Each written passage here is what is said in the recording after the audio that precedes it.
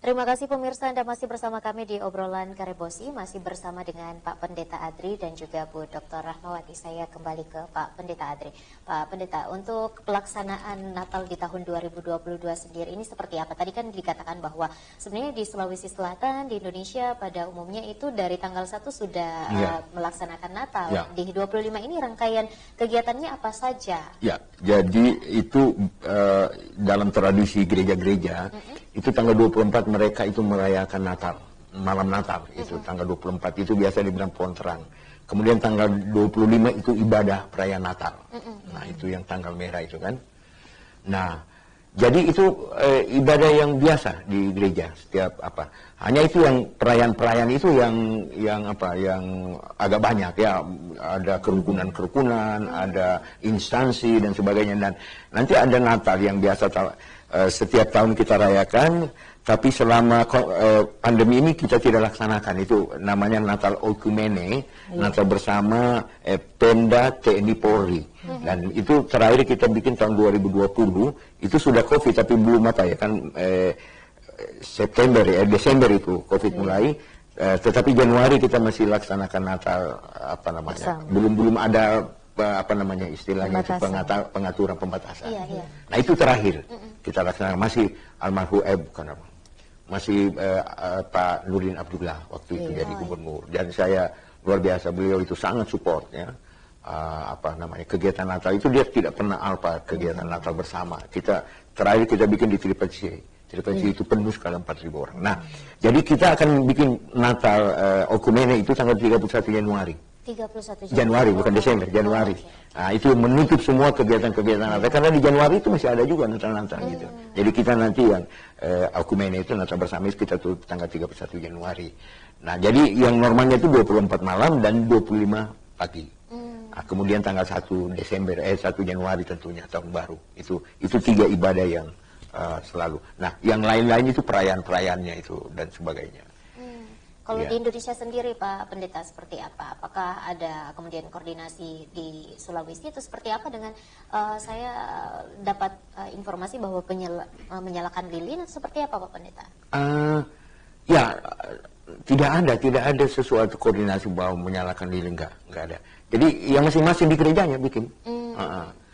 Ya nanti di Oikumene itu baru kita kumpul bersama, jadi dari TNI, Polri, dari pemerintah daerah dan semua stakeholder kita undang, dan kita undang juga tokoh-tokoh agama semua kita hadir. Ya memang kita tidak undang dalam perayaan dalam ritualnya, tapi dalam perayaan jadi kita pisahkan.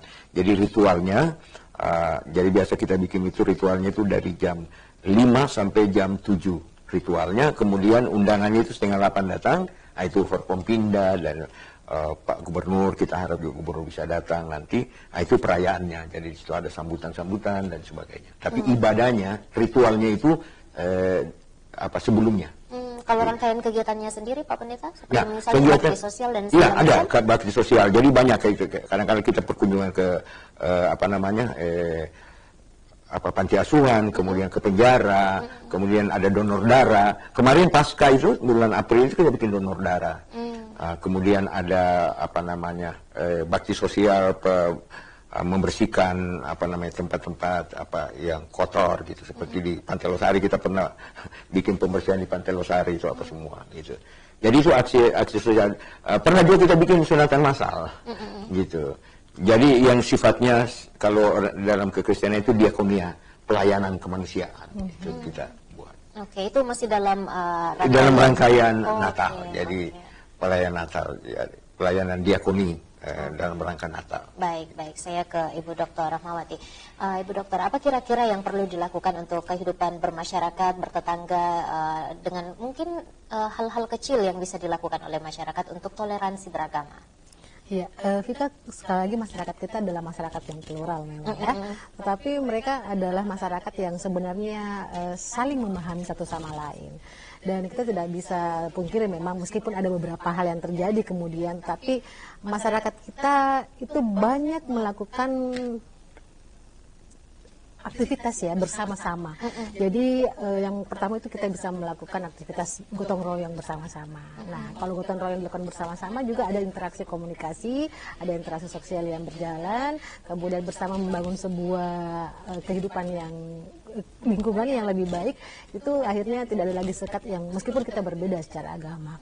Kemudian perayaan-perayaan agama atau hari raya itu kan masyarakat Muslim, misalnya Lebaran juga dikunjungi oleh sahabat-sahabat kita dari Kristiani.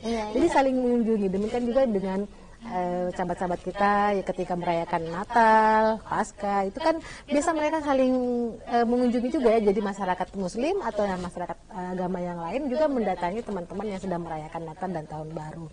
Hal-hal kecil sebenarnya adalah yang penting komunikasi itu berjalan dengan intens dan tidak ada rasa yang segan atau sungkan untuk menegur satu sama lain. Jadi masyarakat kita jangan menjadi masyarakat yang merasa eksklusif lah ya, merasa eksklusif. Kenapa? Karena kehidupan bertetangga, kehidupan yang meskipun secara berbeda secara agama dan keyakinan, tetapi kita sebenarnya adalah manusia yang saling membutuhkan satu sama lain. Apapun itu agamanya, tidak ada lagi sekat, mau dari tingkat sosial, kemudian perbedaan tingkat pendidikan, apalagi perbedaan suku, agama dan ras ya, bukan lagi hal yang harus dipertahankan. Itu adalah pemikiran-pemikiran yang sangat picik sebenarnya ya, dan itu bisa menjadikan kita semakin terpecah belah. Makanya sebenarnya sekali lagi konsep toleransi beragama itu tidak mengajarkan orang untuk tetap merasa benar atas apa yang dia anut, tetapi dia berada menjadi di jalan tengah, kemudian menanggalkan sifat ekstremisme ya. Saya tahu bahwa radikal ya, jadi radikal itu boleh dalam beragama. Maksudnya begini, Vika ya, kita beragama, kita itu dalam artian kita bisa belajar tentang agama kita, melakukan, kalau ke gereja itu kan hari Minggu ya Pak ya, ada sekolah Minggu, kemudian ada kumpulan juga ya Pak Andri ya, Pak Pendeta ya. Nah itu mereka harus radikal melakukan itu gitu, sama dengan umat Muslim, tak boleh tinggalkan sholatnya gitu. Nah radikal dalam hal seperti itu boleh, gitu kan. Tapi radikal dalam perspektif yang negatif itu jangan sama sekali, karena radikal yang mengeksklusifkan diri, kemudian fanatisme yang berlebihan, itu bisa mengarah kepada tindakan-tindakan yang destruktif ya, merusak dan kemudian juga menghilangkan nilai-nilai kemanusiaan. Itu yang paling penting. Kita ini semua adalah manusia yang sebenarnya diberikan oleh Allah Subhanahu Wa Taala dan kemudian diberikan juga oleh Yesus Kristus ya, dan teman-teman kita yang Nasrani itu adalah kemampuan untuk bisa hidup dengan mengimani apa yang kita pahami. Jadi janganlah berusaha untuk merusak apa yang sudah dijalin selama ini.